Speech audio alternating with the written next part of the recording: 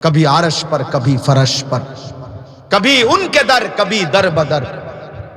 गमे आशिकी तेरा शुक्रिया, मैं कहां कहां से गुजर गया। कभी हो रास्तू में तन्हा, कभी हो गुरूद सहरा। मैं जुनू का हम सफर हो, मेरा कोई घर नहीं, मेरा कोई घर नहीं है। हजरत मौलाना तारेक जमील साहेब এই শের খুব পড়ে। উনি যখন পড়ে তখন ঢেউ ওঠে, তাল ওঠে শুনলে যে আল্লাহর কথা ফেরি করছি, কখনো উপরে কখনো নিচে, কখনো দুয়ারে দুয়ারে কখনো মানুষের দ্বারে, নিচে উপরে সর্বত্র। গমে আশিকি তেরা শুকরিয়া, আল্লাহকে বলছে আল্লাহ তোমার রাস্তায় বলতে গিয়ে যতবার বেইজ্জতি হইলাম, কষ্ট পাইলাম, দুঃখ পাইলাম, লাঞ্ছনা পাইলাম, সবটার বিনিময়ে তোমার শুকর, তোমার জন্য বেইজ্জতি হয়েছি, তোমার কথা বলতে গিয়ে অপমানিত হয়েছি, তোমার কথা বলতে গিয়ে ধাক্কা খাইছি, তোমার কথা বলতে গিয়ে লজ্জিত হয়েছি। ফিরায়ে দিছে মাওলা মুসা আলাইহিস সালামকে। আল্লাহ তাআলা তুর পাহাড়ে বলছেন এই কথা, ইন্নী আনা রব্বুক ফখলানা আলাইক।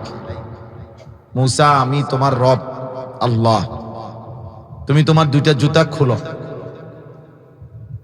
অথচ তাফসীরের মধ্যে আছে, কোরআনের আয়াতের মধ্যে আছে, মুসা আলাইহিস সালাম এই প্রথম তুর পাহাড়ের এই চূড়ায় কেন আসছেন?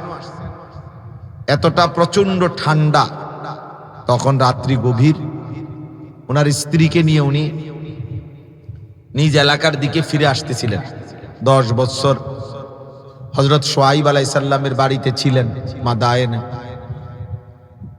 এরপরে স্ত্রীকে নিয়ে আসতেছিলেন। স্ত্রী ছিল সন্তান সম্ভবা, গর্ভবতী, সাথে বকরি ছিল ওনার, এসব নিয়ে আসতেছিলেন। প্রচন্ড ঠান্ডা, পথ হারায় ফেলছেন, আবার ঠান্ডাও ভীষণ। ঠান্ডায় ওনার বিবি কাঁপতেছিল, শুআইব আলাইহিস সালামের কন্যা। তো স্ত্রীর জন্য নিজেও ঠান্ডা, একটু আগুনের তালাশে উনি এই চূড়ার মধ্যে উঠছিলেন। একটা গাছের মধ্যে দেখতে আল্লাহর কুদরতে দেখতেছিলেন যে গাছের মধ্যে পাতাগুলো জ্বলে জ্বলে আলোকিত পড়তেছে নিচে। উনি ভাবছেন যে এখানে আগুন জ্বলতেছে, তো ভাবছেন যে কিছুটা এই গাছের কোনো ডাল আগুন সহ যদি এটা নিয়ে আসে, তাহলে ওনার স্ত্রী এবং উনি যদি, আমাদের দেশে যে আগুন পোহায়, গরম শীতকালে আগুন পোহায় না এরকম, তাহলে ঠান্ডাটা কমে। এই জন্য এখানে গেছে। মানে আছে কোরআন শরীফে যে ইন্নী আনাস্তু নারা, উনি ওনার বিবিকে বলছে তুমি এখানে দাঁড়াও, আমি তোমার জন্য আগুনের তালাশে যাচ্ছি। তাইলে এতটা ঠান্ডার মধ্যে তাফসীরে আছে যে নিচে বরফ পড়তেছে পায়ের নিচে, কিন্তু এই মুহূর্তে এত ঠান্ডা, এরপরেও মহান আল্লাহ পাক রব্বুল আলামিন এখানে যখন উঠছেন, তো আল্লাহ তাআলা আগে বলে নিছে ফখলানা আলাই, জুতা খোলো। অথচ এখন শু পরা দরকার, মোজা পরা দরকার, ঠান্ডা বেচারা মরে জান শেষ। কিন্তু তবুও আল্লাহ তাআলা বুঝাইছেন আল্লাহর কথা শুনবার আদব, জুতা খুলে বসো, জুতা খোলা যাও। ওয়া আনা আখতারতুকা ফাসতামি' লিমা ইউহা, আল্লাহ বলছে জুতা খুলো, আমি তোমাকে বাছাই করেছি, আমি তোমাকে নির্বাচিত করেছি, আমি এনেছি তোমাকে এখানে। ফাসতামি' লিমা ইউহা, অতএব আমার ওয়াহি মনোযোগ দিয়ে শোনো। এই জন্য সবার জন্য এটা নসিহত।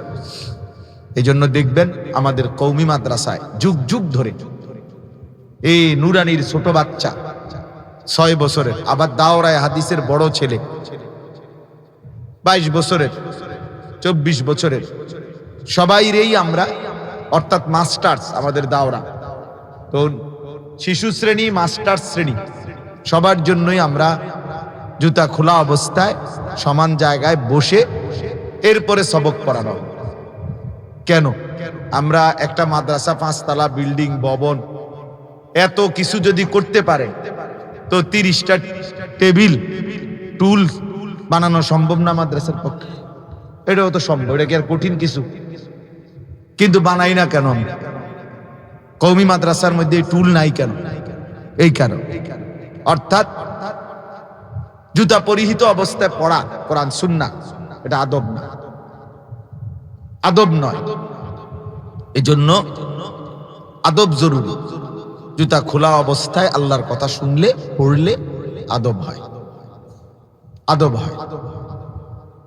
রাসূলুল্লাহ সাল্লাল্লাহু আলাইহি ওয়াসাল্লামের কাছে জিবরাইল মানুষের আকৃতিতে যে কয়বার আসছেন, তো হাদিসে আছে, বিখ্যাত হাদিস, হাদিসে জিবরাইল, ওইখানে আছে যে জিবরাইল আলাইহিস সালাম এসে নবী সাল্লাল্লাহু আলাইহি সাল্লামের সামনে বসছেন, বসে একদম নবীজি সাল্লাল্লাহু আলাইহি সাল্লামের 2 হাঁটু বরাবর, হাঁটু সমান করে মুখোমুখি হইয়া বসছে। একবারে নবীজির সিনা আর জিবরাইলের সিনা বরাবর, চোখ বরাবর, নাক বরাবর, হাঁটু বরাবর। ফাসনাদা রুকবাতাইহি ইলা রুকবাতাইহি, দুইজনের হাঁটু পর্যন্ত বরাবর।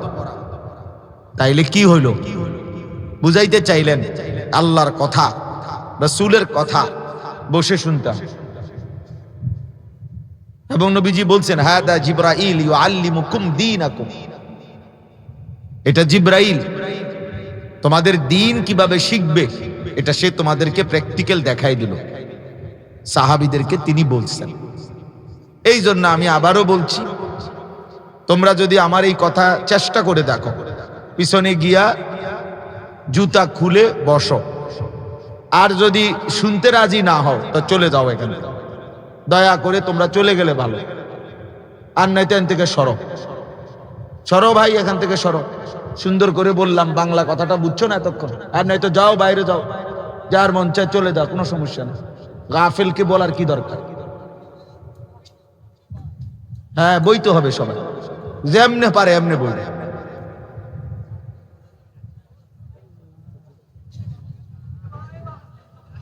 কথা বলেন না, কথা বলেন, একদম চুপ, কথা বলবেন না। পিছনে পিছনে ভাই, পিছনে প্রয়োজনে এই কাপড় খুললে বসা জায়গা করে দেন। আপনারা এখান থেকে সরেন, সরেন, এখান থেকে সরো, বাবা সরো। হ্যাঁ, না হয়তো চলে যাও, অসুবিধা না, আমার কোনো আপত্তি নেই, কিন্তু শুনতে হলে এনে বইতে হইল। আপনি রাগ হলে আমার কিছু করার নেই, পিছনে জায়গা আছে, কেন বসবে না? মাশাআল্লাহ। ওই কালো গেঞ্জিওয়ালা বসো, যাও ওখানে যাও, যান। এই ছেলে, যাও এখান থেকে, বেটা সরো, এখান থেকে সরো।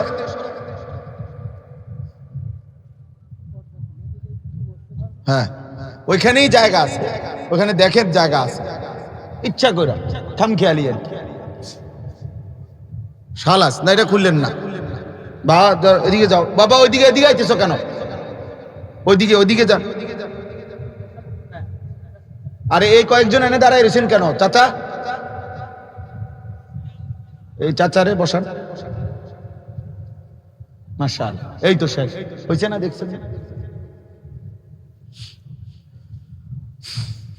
আলহামদুলিল্লাহ। একটা জিনিস মনে রাখতে হবে, একজন আলেমের কথা আমি যদি প্রথম কথাটাই না শুনি, তাহলে এরপরে যে আপনি কিতা শুনবেন এটা বোঝা যায় না তো? এটা তো বুঝাই যায় যে এরপরের কথাও যে আমি শুনবো না, এটার প্রমাণ তো হলো আমি প্রথম কথাই শুনলাম না। এইবার দ্বিতীয় আর একটা কথা আছে, সেটা হলো আসলে বাস্তবতা হলো, এটা অপ্রিয় হলো, এখন কষ্টকর হবে, বাকি এইটাও মানতে হবে। সেটা হলো এই হাতে ধরা যতগুলো মোবাইল, এগুলো সব বন্ধ করে দিতে হবে। একজনও, ভাই আমার এটা আদেশ, আমি আবারও বলছি, যাদের হাতে ধরা মোবাইল এটা নামাও, বন্ধ করো। এমনি শোনো দোস্ত, ফায়দা হবে। আমি আমার অনেক কাশ, অ্যান্টিবায়োটিক ওষুধ খাইতেছি, কিন্তু খুব ঠান্ডা লাগে রয়েছে আজকে ঈদের পর দিন থেকে, তারপরও আমি আসছি। আমি জানি মাহফিলের প্রতি আমারও মহব্বত আছে, আয়োজকদেরও ভীষণ মহব্বত আছে।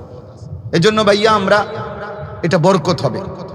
আল্লাহর কথা চোখ থেকে শুনলে, তাকাইয়া শুনলে 1 লক্ষ মোবাইলে ওয়াজ শোনার চাইতেও বেশি উপকার। নজরের বরকত বেশি, নজরের বরকত বেশি, অল্প হোক সাহচর্যের বরকত বেশি। এজন্য নজরের আলাদা ফায়দা আছে।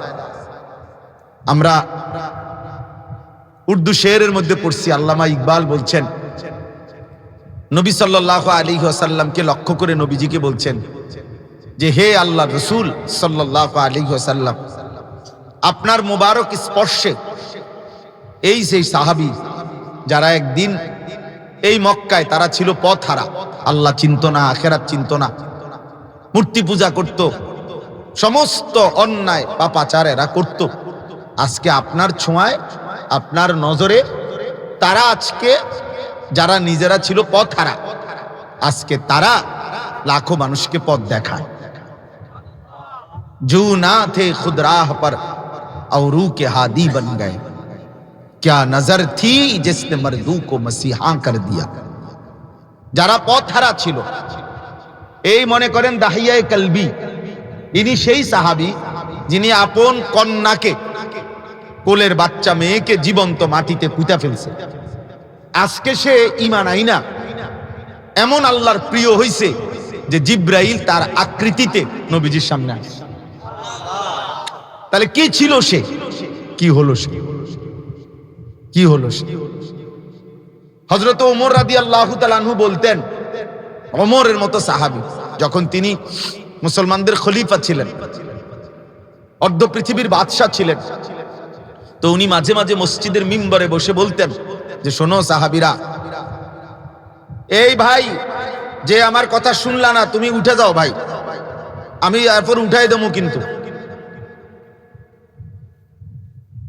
মোবাইল যে নামাইলা না, তুমি বেত্তবিজি করো না, তুমি উঠে যাও এখান থেকে। হযরত ওমর রাদিয়াল্লাহু তাআলা আনহু উনি বলতেন যে সাহাবীদেরকে যে শোনো বন্ধুরা, আমি সেই ওমর ছিলাম যেই ওমর একজন মহিলার বকরি চড়াইতাম, নির্ধারিত পারিশ্রমিকে, মজুরিতে, ভাড়ায়, অর্থাৎ মহিলা আমাকে একটা নির্দিষ্ট পারিশ্রমিক দিত, আমি তার বকরিগুলো চড়াইয়া দিতাম। কিন্তু দুর্ভাগ্যের বিষয় হলো তিনি বলেন, আমি কোনোদিন আমার ওই মহিলা মনিবের বকরিগুলো বিকালবেলা যখন ফিরে আসতো, আমি আইসা গুইনা যতটা নিছিলাম অতটা কোনোদিনও ঠিক মতো আইনা বুঝাই দিতে পারতাম না, হারাই লাইতাম। 2-4টা 5টা বকরি আমি গুইনা গুছাইয়া রাখতে পারতাম না। আমি সেই ওমর, যেই ওমর 100 ছাগল গোলাইয়া রাখতে পারতাম না, আমি ছিলাম সেই ওমর। আজ আমি সেই ওমর, ইসলামের বরকতে, কোরআনের বরকতে, রাসূলের সোহবতে আজ অর্ধ পৃথিবীর বাদশাহী করে। আজ সে আধা জাহান আগলাইয়া রাখে। ইতিপূর্বে যে 100 ছাগল কি করতে পারে নাই, গোলাইয়া রাখতে পারছেন। ইসলাম তাকে কোথায় নিয়ে গেছে, দিন তাকে কোথায় উঠায় দিছে, কোথায় উঠায় দিছে। এই জন্য বললাম যে ওইখানে উনি বলছেন কিয়া নজর থি, কি ছিল আপনার চোখের দৃষ্টি। এজন্য নজরের বরকত বেশি। এই সরাসরি শুনলে লাভবান হয় বেশি, লাভবান হয় বেশি। মসজিদে জুমার নামাজের বয়ান মনোযোগ দিয়ে শুনবেন, দেখবেন ইনশাআল্লাহ জিন্দেগি বদলাবে। কোন ইমামকে দুর্বল ভাবতে নাই, সবাই চিনতে হবে, এটা জরুরি না ভাইয়া। আমাদের সবচেয়ে বড় গাফলতি, আমাদের একটা বহুত বড় ত্রুটি, আমরা জনপ্রিয়তার মোহে পড়ি। আল্লাহ তাআলার কুদরত, এটা ইচ্ছা। কাউকে আল্লাহ একটু বেশি মানুষের সামনে বলার সুযোগ দেয়, কাউকে আল্লাহ কম মানুষের সামনে বলার সুযোগ দেয়, এটা মহান আল্লাহর ইচ্ছা। এটার মধ্যে আহামরি কোনো কৃতিত্বের কিছু নাই। 10,000 মানুষ যদি এখানে জমা হয় আজকে, তো আমার কবর আযাব মাফ তো কি লাভ হলো? মানে আমার এই জনপ্রিয়তা দিয়ে আমার কি হবে? আমার যদি কবর আযাব মাফ নাকি? এটা 50,000 মানুষ হইলে আমি সফল, তাইলে সফলতা কিংবা ব্যর্থতার জন্য সংখ্যা কোনো বিষয় নয়। বাস্তব কথা এটা বুঝতে হবে।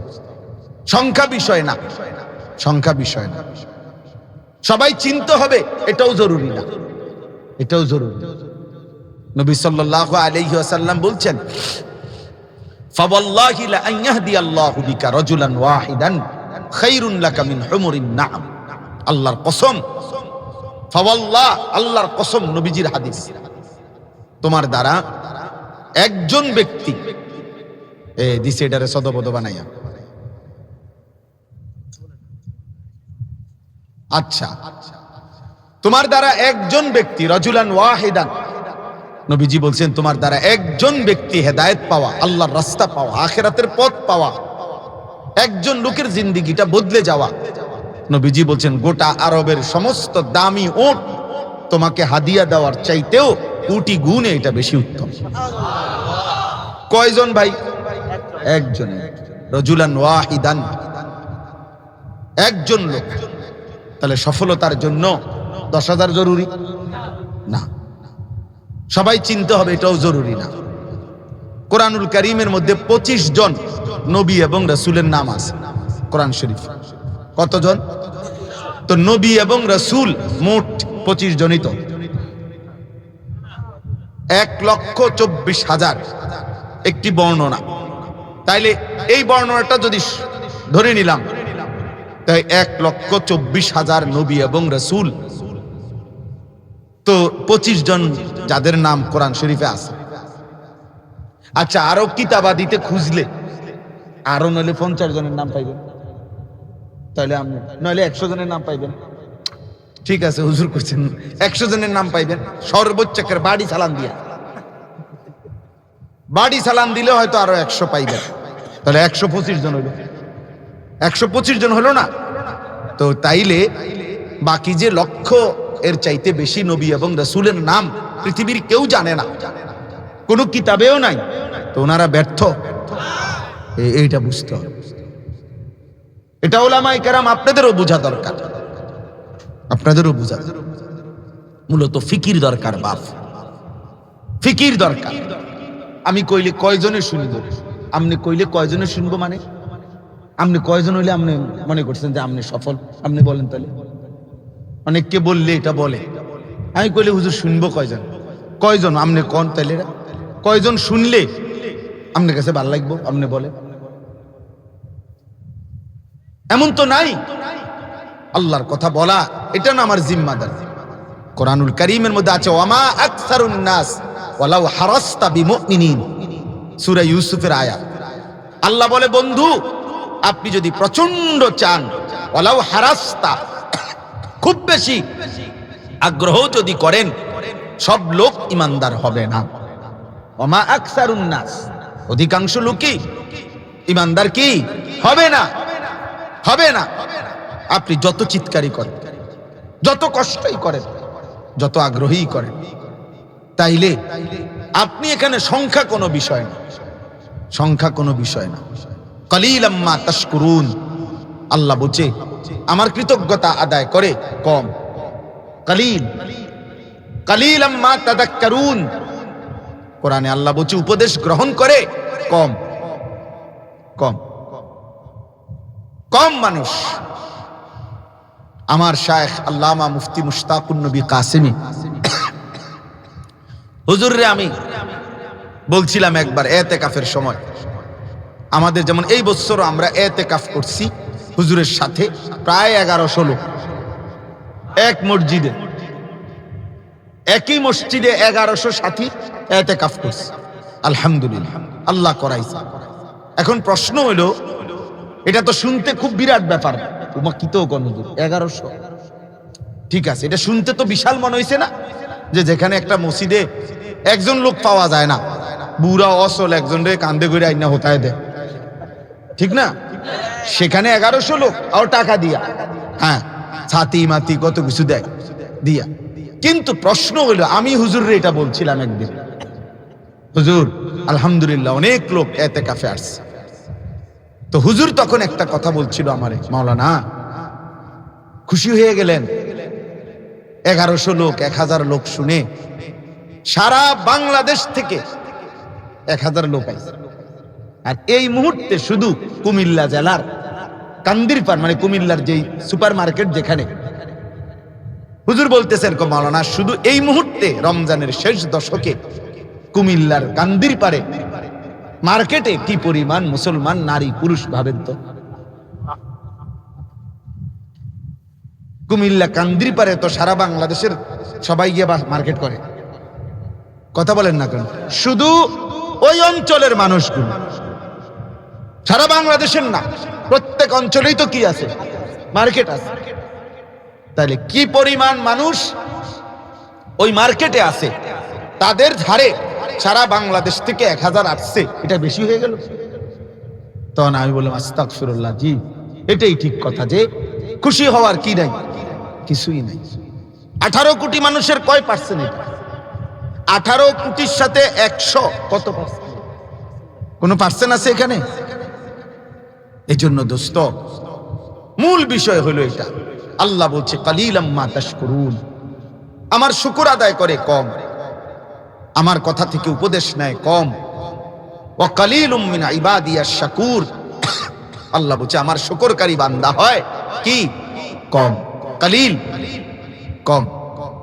অতএব আমি প্রথম আমার অনুরোধ, আমি যারা উলামায়ে কেরাম আছেন, স্থানীয় ইমাম সাহেবগণ আছেন, প্রিয় ভাই আমার, আমি আমার কলিজার সবটুকু দিয়ে এই অনুরোধটা করতে চাই আগে, যে আপনারা আপনাদের ফিকির বাড়ান। জনপ্রিয়তার দরকার নেই। 30 বছরে আপনি শুধু 3 জনরেই বলছেন, আর 3 জন থেকে 1 জন আল্লাহর পথ পাইছে, আপনার জান্নাতের জন্য হতে পারে এই 1 জনের সেজদাই যথেষ্ট। খালাস, মুক্তি হলেই তো হলো, মুক্তি হইলেই তো হলো। সবাই চিনতে হবে, এটা জরুরি। 1.25 লক্ষ সাহাবীর সামনে সবাই জানে 1.25 লাখ সাহাবী বিদায় হজ্জে আরাফাতের ময়দানে নবীজির সামনে ছিল। তো নবীজি তখন খুতবা দিছে, তখন 1.25 লক্ষ সাহাবী ছিল আরাফাতে হজ্জের সময় নবীজির সাথে। তো 1,25,000 সাহাবী ছিল শুধু হজে, বাড়িঘরে আরো ছিল। সবাই তো আর একবারে ঘর কাছাই আইয়ালাইছে না। তাইলে ধরে নিলাম বাকিদের চিন্তা বাদ দেন, 1,25,000 তো ছিল আরাফাতের ময়দানে সাহাবী। তাহলে এরা তো সবাই সামর্থ্যবান সাহাবী। তো পৃথিবীর কোন কিতাবে আপনাদের জানা মতে 5,000 বা 10,000 সাহাবীর নাম আছে এমন কোন কিতাব আসেনি? বলেন। তাইলে আপনি ধরেন একেবারে 5,000 সাহাবীর নাম খুঁজে বাইর করবেন, নয়তো 10,000 সাহাবীর নাম খুঁজে পাইতেন না। 10,000 313 জন বদরি সাহাবী, উনাদের নাম একসাথে আছে, আর আলগা আলগা কিছু নাম আছে। আমি ধরে নিলাম 1,000, ধরে নিলাম 5,000, ধরে নিলাম 10,000, হবে না কোনোভাবেই। ধরে নিলাম তো 10,000 সাহাবীর নামও যদি তন্ন তন্ন করে তালাশ করে খুঁজে বের করা যায়, তো বাকি 1,15,000 সাহাবীর নাম হবে। ওনাদের নাম তো কোথাও নাই। তো ওনারা ব্যর্থ, যে মতো ব্যর্থ না, ওনারা চিনলো না, ফেসবুকে আইলো না, ইউটিউবে ওনাগো নাই, নাম নাই, ওনারা ব্যর্থ হয়ে গেলেন। এই কথাটা আপনারা বুঝতে, এই কথাটা আপনারা বুঝেন। ইমাম সাহেবগণ আপনারা বুঝেন। ইমাম সাহেব আপনি রাগ করেন না আমার কথায়। 1:30 জোহরের জামাত, 1:26 মসজিদে ঢুকলেন, 1:45 এবার আগে আগে আবার বাইরে হয়ে গেলেন। না না, এই জিন্দিগি আর একটু চেঞ্জ করেন, করে 5 ওয়াক্ত নামাজের আগে পরে এই মহল্লার মুসল্লি 1 জনকে 2 জনকে আরেকটু সময় দেন, আরেকটু সময় দেন। ওই চাচার কোরআন শরীফটা ধরে ঠিক করে দেন, ওই চাচার রুকুটা ধরে ঠিক করে দেন। উনি শুনতে চাইবে না, উনি বিরক্ত করবে, উনি রাগও হইতে পারে, উনি ধমকও দিতে পারে, কিন্তু আপনি ফিকির করেন, আপনি ফিকির করেন, দেখবেন আল্লাহ আপনার মধ্যে বরকত দিবে, আল্লাহ বরকত দিবে। উম্মতের কলিজার মধ্যে মহব্বত আসবে। আল্লাহ তাআলা তা পক্ষ থেকে ইন্নাল্লাযীনা আমানু ওয়া আমিলুস সালিহাত সায়াজআলু লাহুমুর রাহমানু ওয়ুদ্দা। আল্লাহ বলে যারা ঈমানওয়ালা হয়, আমলওয়ালা হয়, আমি আল্লাহ নিজে তাদের জন্য আমার সৃষ্টির মধ্যে ভালোবাসা দিয়ে দেই। এটার তাফসীর এটাই, সূরা মারইয়ামের এই আয়াতের ব্যাখ্যা এটাই। আল্লাহ যখন তার কোনো বান্দাকে পছন্দ করে তো গোটা সৃষ্টি এটা জেনে যায়, আল্লাহর কুদরতে গোটা মাখলুক জেনে যায় এই আল্লাহর মাহবুব, তখন গোটা সৃষ্টি তাকে ভালোবাসে, গোটা মাখলুক তাকে ভালোবাসে। গোটা রাবিয়া বসরির নাম 1000 বছর পরেও আছে মুমিনের কলিজায় কলিজায়। জুনায়েদ বাগদাদির নাম কলিজায় কলিজায় আছে। আল্লাহ তাআলা প্রত্যেকের নাম দিলের মধ্যে আল্লাহ ঢুকায় দিচ্ছে, আল্লাহ ঢুকায় দিচ্ছে। এই জন্য দোস্ত আমার প্রথমেই কথাগুলো বললাম, বেশি কিংবা কম, পরিচিতি কিংবা অপরিচিতি এইটা কোনো কথা না। আমি এটা বুঝি না। আমি বুঝি যে আমার আল্লাহর কথা বলতে হবে। কখনো কম পাইলাম তো কমকেই বলি, কখনো বেশি পাইলাম। আমার এই ছোট্ট জীবনে আমার শুধু এমনি বুঝার জন্য বলতেছি, আলহামদুলিল্লাহ আমি আল্লাহকে সাক্ষী রেখে বলি, আমার এরকম 100বারও এমন জীবনে গেছে। মাগরিব বাদ বয়ান করতে আমি যখন বসছি তখন 2 জন শ্রোতাও এসে বসে নাই, আমি তখনও পুরা বয়ান শুরু করছি। তো পরে ধীরে ধীরে কিছু লোক আসছে, আমি বলে শেষ করছি। কোনো অসুবিধা নাই, কোনো সমস্যা নাই। আল্লাহর জন্য বলা, কবি আরশ পর কবি ফরশ পর, কবি উনকে দর কবি দর বদর, গমে आशिकी तेरा शुक्रिया मैं कहां कहां से गुजर गया, कभी हो रास्तू में तन्हा कभी हो गुरूद सहरा, मैं जुनू का हम सफर हो मेरा कोई घर नहीं, मेरा कोई घर नहीं है। হযরত মাওলানা তারেক জামিল সাহেব এই শের খুব পড়ে। উনি যখন পড়ে তখন ঢেউ ওঠে, তাল ওঠে শুনলে যে আল্লাহর কথা ফেরি করছি, কখনো উপরে কখনো নিচে, কখনো দুয়ারে দুয়ারে কখনো মানুষের দ্বারে, নিচে উপরে সর্বত্র। গমে আশিকি তেরা শুকরিয়া, আল্লাহকে বলছে আল্লাহ তোমার রাস্তায় বলতে গিয়ে যতবার বেইজ্জতি হইলাম, কষ্ট পাইলাম, দুঃখ পাইলাম, লাঞ্ছনা পাইলাম, সবটার বিনিময়ে তোমার শুকর, তোমার জন্য বেইজ্জতি হয়েছে। তোমার কথা বলতে গিয়ে অপমানিত হয়েছি, তোমার কথা বলতে গিয়ে ধাক্কা খাইছি, তোমার কথা বলতে গিয়ে লজ্জিত হয়েছি। ফিরায়ে দিছে মাওলা। হযরত নূহ আলাইহিস সালাম এটা বলছে, ওয়া ইন্নী কুল্লামা দাআউতুহুম লিতাগফিরা লাহুম। নূহ আলাইহিস সালাম আল্লাহকে বলছে, মাওলা আমি 950 বছর আল্লাহর দিকে ডেকেছি, আপনার দিকে। যখনই ডাকছি আমার কওমের দুঃখটা শুনেন। আল্লাহর কাছে নূহ নবী বলছে, মাওলা আপনি আমার দুঃখটা কদ্দুর শুনেন। এই 950 বছর, আরে ভাইয়া 11 আমি 950 বছর, 950 বছর কল্পনা করেন। 950 টাকা, ঠিক না? 50 টাকা কম 1000, 50 টাকা কম 1000 আর 950 বছর এক কথা। আপনার আমার বাপ দাদা 14 গোষ্ঠীর কয়জনের হায়াত একত্র করলে 950 বছর হবে? একজন ব্যক্তি, তিনি একটি এলাকায় ঘুরে ঘুরে না, আজকে চিটাং, কালকা রংপুর, পরশু সিলেট, এমন না, একই অঞ্চলের জনগোষ্ঠীকে 950 বছর তিনি নূহ আলাইহিস সালাম দিবানিশি দাওয়াত দিয়েছেন। লাইলাম ওয়া নাহারা, রাত দিন, লাইলাম ওয়া নাহারা, কোরআন শরীফের আয়াত। তো তিনি বলছেন আমি যখনই ডাক দিছি, জালু আসাবিআহুম ফি আদানিহিম, তারা কানের মধ্যে এভাবে আঙ্গুল দিয়ে রাখছে যাতে আমার কথা শুনতে না পায়। ওয়াস্তাগশাউ থিয়াবাহুম, চেহারাটা রুমাল দিয়া, কাপড় দিয়া এভাবে ঢেকে ফেলছে যেন আমি না দেখি। ওয়া আসাররু, প্রত্যেকবারই আমার সাথে জিদ করেছে, এই মিয়া সব সময় মিয়া আমারে ফাও তুমি, আর মানুষ দেখো না মিয়া, ঘুরে আমার কাছে আইও, কাল ঘুরে আমার কাছে আইও, এরকম মানুষ সাথে না অনেক সময়। আমি একবার যাত্রাবাড়িতে 3 দিনের জামাতে গেছি, ওলামাদের জামাত নিয়ে তাবলীগের সফরে। তো আসরের পরে গাশত করতে আমারে মোতাকাল্লিম বানাইছে, আমি বের হইছি, আমরা সাথী। এক দোকানে, এরকম দোকানের সামনে গিয়া মাত্র দাঁড়াইছি, রাহাবার মাত্র সালাম দিছে বেড়ান, আমি অনেক একটা কথাও কইছি না। তে বেড়ায় আমার দোকানের ক্যাশে বইয়া, হুজুর ঠিক আছে যান, চেষ্টা করবো। ওমা ডাকাইতে কি কর, আমনে কর কি চেষ্টা করবি, আমি তো তোর কোনো কথাই কইছি না, বুঝছেন না? অর্থ হইলো আর এক কদম আগাইয়েন না, কথা কইেন না, এটাই বুঝছি। আপনি কিতা কইবেন? হ্যাঁ, আমরা মসজিদে যাইতে কমু আর হে কইব আমি কি করুম, চেষ্টা করুম, এভাবে তো কই আস। কি পরিমাণ অপমান! তো ফিরে চলে আসছে। তো নূহ আলাইহিস সালাম বলেন ওয়া আসাররু, তারা আমার সাথে জিদ দেখাইছে, রাগ দেখাইছে, আমি তবুও বলেছি।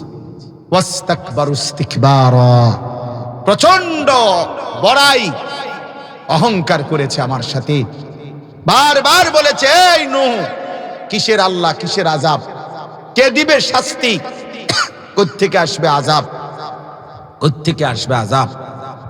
এভাবে বারবার অহংকার করেছে, অহংকার করেছে, বারবার অহংকার করে।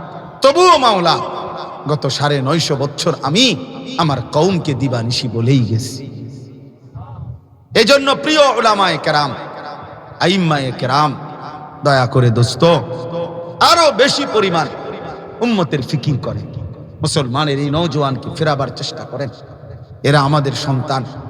এই যে ছেলেগুলো নামাজ পড়ে না, এদেরকে নামাজি কে বানাবে? এই ছেলেগুলো যারা সারা দিন রাত মোবাইলে নারীর ছবি, অশ্লীল দৃশ্য দেখে, রাতের পর রাত গুনাহ আর অশ্লীলতার, অসভ্যতার ছবি দেখতে দেখতে যাদের শরীরটা নাপাক হয়ে যৌবনের শক্তি নষ্ট হয়ে গেছে, ইসরায়েলের ইহুদি কুত্তাদের সাথে এরা লড়বে কিভাবে? বেঈমানের এই আস্ফালন, ইসরায়েলের ওই বেঈমানদের এই অহংকার, এই অধ্যত্ব, যারা একটা জাতিকে, একটা গোষ্ঠীকে সিদ্ধান্ত নিয়েছে জমিন থেকে সমান করে ফেলবে, এর পিছনে এত বড় শক্তি কি? আল্লাহর কসম, আমার যেটা বুঝ, আমার ছোট্ট বুঝ হইল আমাদের সীমাহীন অবহেলা, বিলাসিতা, আমাদের এই খামখেয়ালি ওদের শক্তির উৎস, ওদের শক্তির উৎস। ওরা ২৪ ঘন্টা দেখে, আমার যুবক সেজদা দেয় না, আমার যুবক নামাজ পড়ে না, আমার যুবক আল্লাহর কোরআন পড়তে জানে না, আমার যুবক আল্লাহকে চেনে না, নারী ছাড়া, ছবি ছাড়া, উলঙ্গ দৃশ্য ছাড়া, চুলের পেখম আর জামা আর প্যান্টের সাজগোজ ছাড়া, একটা মোটরসাইকেল ঘুরানো ছাড়া আমার লক্ষ কোটি কোটি কিশোর যুবক মুসলিমের জিন্দিগির কোনো টার্গেট নাই, স্বপ্ন নাই, সাধনা নাই। পরে ভয় পাবে কেন? আরে ভয় পাবে কেন? বলো ভাইয়া, তোমরা বলো, বাবা তোমরা ছেলেরা বলো, বাপ। আমি এই জন্য বলছি মোবাইল বন্ধ করে এই বন্ধুর কথা শুনো, একটু ইনসাফের সাথে ভাবতে শেখো, ভাবতে শেখো।